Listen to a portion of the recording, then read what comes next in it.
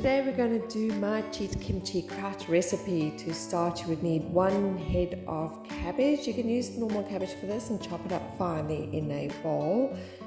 And yes, you can see it's so beautiful done. You can use a Chinese cabbage as well. You then will need a cup of chili powder. I like to mix a bit of chili powder with paprika, a teaspoon and a teaspoon of ginger. You can use either fresh or ground ginger. Today I decided to use ground. You need at least 2 cloves of garlic. Then you will also need 3 tablespoons of salt. This is very important. If you like things super salty, you can add more, but I don't recommend it. This is, I find, the perfect amount of salt, 3 tablespoons of salt. And you would need 1 cup of cooked rice. So if you cooked rice the night before, it's a perfect time to do it. An apple, chopped it into cubes. If you only have small apples, you can use 2 small ones, otherwise 1 large apple is sufficient. Then some chopped green onion, or I used garlic chives because I had a really good garlic chive harvest this year. But yes, anything like a sort of green onions, or just cutting off the greens off the top of onions, that sort of thing goes really, really well. Or even leeks, you can even chop up some leeks and add it to this kraut recipe. A tablespoon of soy sauce. This is vegan, so we're not going to be doing fish sauce.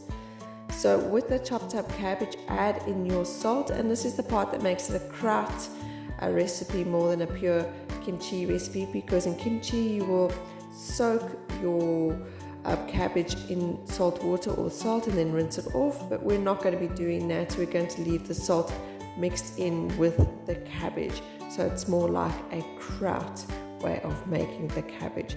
So just massage that salt in and make sure it is mixed in very well with your cabbage. And then once you've done that, you can leave it to the side while we go ahead and make the paste, and eventually we will add all the other ingredients.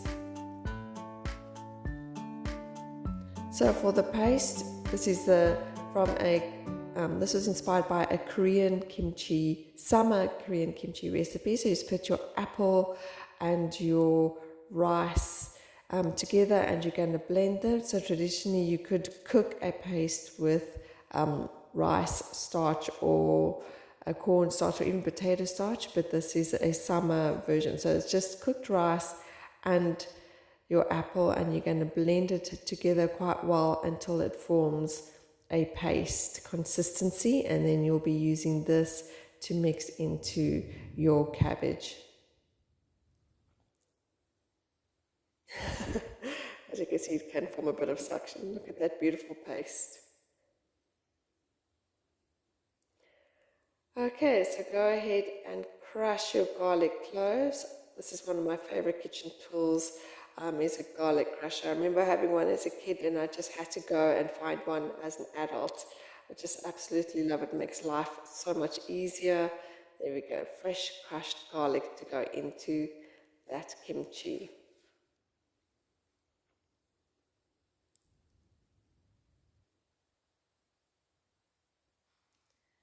In a bowl, you're going to place your paste that you have just made.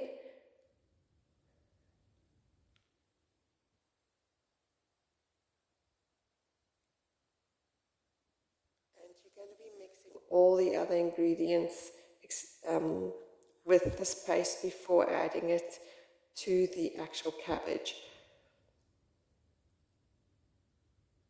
Oh, it's just such a beautiful consistency. I think this is going to be my favorite way to make paste going ahead for my kimchi. I used to do a lot of a cooked custard type, but I'm really enjoying this quick and easy version of just using an apple and rice. So there I'm adding in the garlic.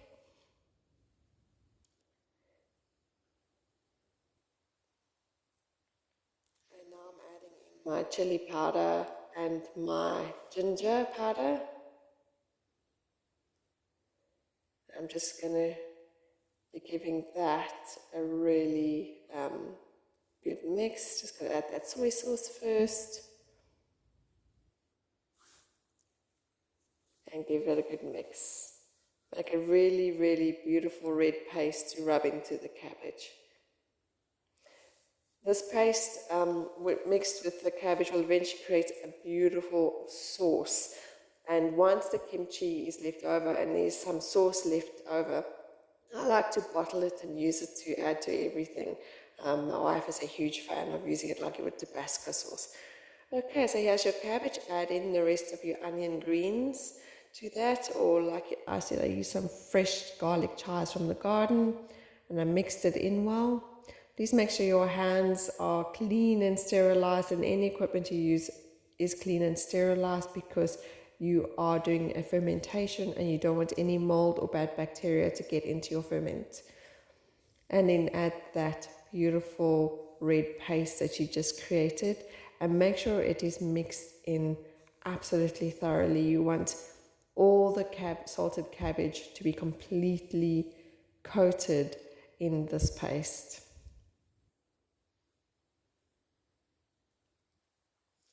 Make sure you have a sterilized jar handy. So the other equipment you're going to need is a sterilized jar, big enough to hold all the contents of your Kimchi-Kraut, as well as a tight woven cloth that you're going to place over the lid of your jar, and an elastic band. This is just to keep any debris and insects and dust from getting into your Kimchi-Kraut. You're going to give it a really, really good mix. My family and I are absolutely addicted to this stuff. I make it so often. I also make a lot of sauerkraut, which I should share my basic sauerkraut recipe with you as well. I'm a huge fan of sauerkraut. I literally put it on absolutely everything. And then this Kimchi-Kraut is a favorite with everyone in the family.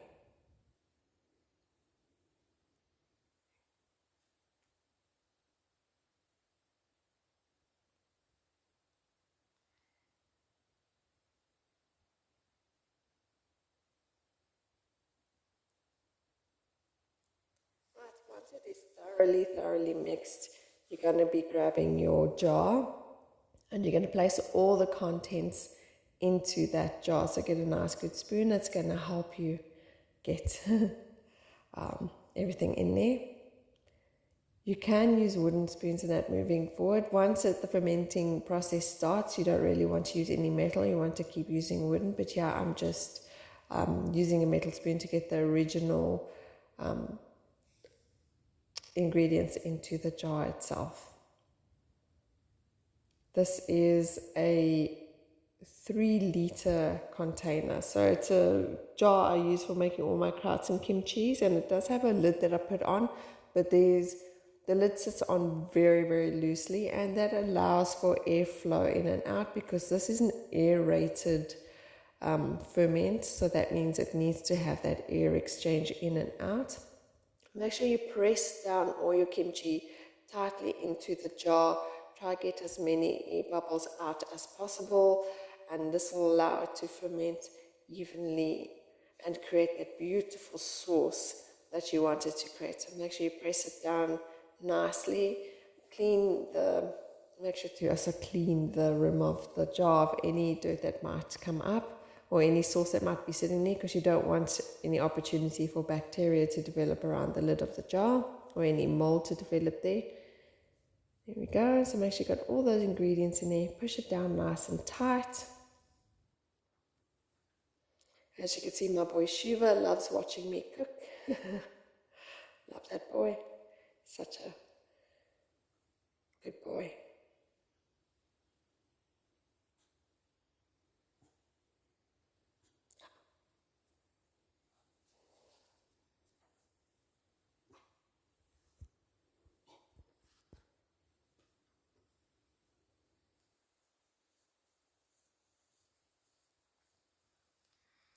So when all the ingredients are there in the jar, and you've pushed them nice and tight, you can then put the lid on, and you can leave it to ferment on your counter at room temperature for around 3 to 7 days. My favorite is 7 days, and after 7 days I pop it into the fridge. What you can do is you can give it a little taste test every single day and see when it gets to the level that you prefer. Some people like to have it sit there only for 1 day, 2 days, 3 days. I like it to go for the full 7 days at room temperature, because that's when I find it is at its absolute best. There we go, and I'm covering it to prevent any dust and insects from getting in there, and I'm going to be enjoying a good kimchi kraut.